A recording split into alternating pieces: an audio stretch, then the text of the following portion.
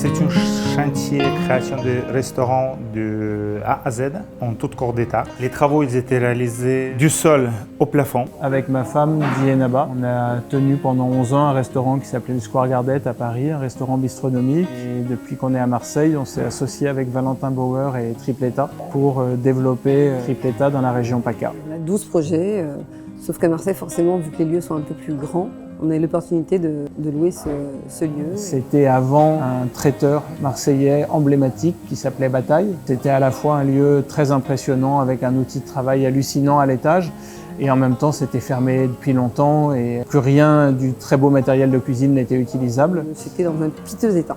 Donc on a dû tout désosser, on ne gardait que les murs et tout recommencer. Et le chantier a été un très gros chantier. On a renoncé à 40 mètres carrés au premier étage entre les deux immeubles pour aller chercher le ciel et créer une verrière à 6 mètres de haut. Et puis on a créé un lieu de toutes pièces. On a récupéré 400 mètres carrés. Les travaux ils ont duré 4 mois. Nous avons commencé par la démolition. Ensuite, nous avons repris toutes les canalisations, nous avons creusé les tranchées et nous avons refait de zéro toutes les canalisations jusqu'à tout à égout.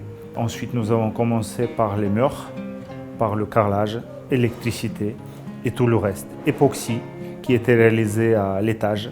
Nous avons créé aussi les bureaux. Ce que j'ai beaucoup aimé, c'est son implication, qui a tout de suite été très enthousiaste, et du fait du lieu qu'on récupérait et de l'ambition du projet. Plutôt que d'être face à quelqu'un de très commerçant qui cherche à tout prix à se vendre, j'ai eu l'impression de rencontrer quelqu'un qui se passionnait surtout pour les projets et qui protégeait son travail, c'est-à-dire le fait de travailler dans les meilleures conditions possibles, qui du coup revendiquait d'être une entreprise générale et de peu partager le chantier par souci d'efficacité, et qui mettait en avant le fait qu'une fois qu'il s'était engagé sur un chantier, il n'y avait pas de surcoût. Ça, c'est des choses qu'on a vérifiées systématiquement tout au long du chantier. Chaque chantier, elle a ses difficultés. Donc ici, il y en avait aussi. Il n'y a rien de difficile pour nous, mais effectivement, il y avait des complexités. Bien évidemment, comme dans toute la France entière, les murs, ils ne sont pas droits. Donc, il fallait se positionner au niveau des murs, surtout au niveau de la cuisine, pour avoir les angles droits des 90 degrés. Il ne faut pas oublier qu'on travaille dans les anciens. Les murs, ils étaient poreux, donc il fallait tout traiter, tout préparer pour monter ensuite les contre-cloisons. Réaliser la étanchéité, supprimer les capillarités de remontée, parce qu'on est quand même pas loin de Vieux-Port. Nous avons réalisé pas mal au niveau de l'électricité, parce que de toute façon, chaque restaurant, on le fait de zéro. On garde rien qui appartenait à ancienne activité. Nous qui avons fait pas mal de projets avec des chefs de chantier, je crois que j'ai rarement vu un mec aussi professionnel, aussi disponible. On a l'impression qu'en fait chaque projet est le sien, quoi. Du coup, il est vraiment à cœur de faire le meilleur sur chaque petit détail.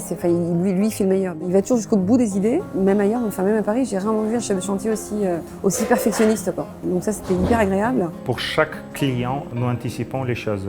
Nous pensons à la place du client pour que la cuisine il s'évalue dans le futur proche et même dans le futur lointain. C'est-à-dire que si jamais le client il aura besoin de changer les appareils, donc il y a tout qui doit suivre derrière, sans refaire ni l'électricité, ni la plomberie, ni le reste qui suit derrière. Donc tout ça, il faut le penser et il faut prévoir. De manière générale, tout est pensé de cette manière-là. Il prend beaucoup d'initiatives dans le but de faciliter et l'exploitation du lieu et les travaux ultérieurs. Et même ces gars, enfin, les gars avec qui ils bossent, ils sont bluffants, quoi. Ils sont de disponibilité, enfin, vous les appelez à n'importe quelle heure, ils sont là, quoi, tout le temps présents, quoi.